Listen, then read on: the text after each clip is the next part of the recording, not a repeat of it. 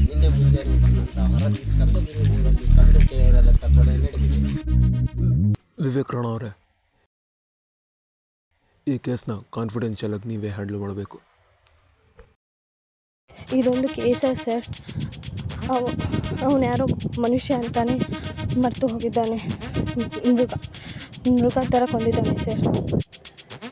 ಈ ರೀತಿ ಕೇಸ್ಗಳಲ್ಲಿ 2 ಪಾಯಿಂಟ್ ಮುಖ್ಯ: ಯಾರು, ಯಾಕೆ. ಮೊದಲು ಯಾಕಂತ ಗೊತ್ತಾದರೆ ಆಟೋಮೆಟಿಕಲಿ ಯಾರಂತ ಕಂಡುಹಿಡಿಯಬಹುದು.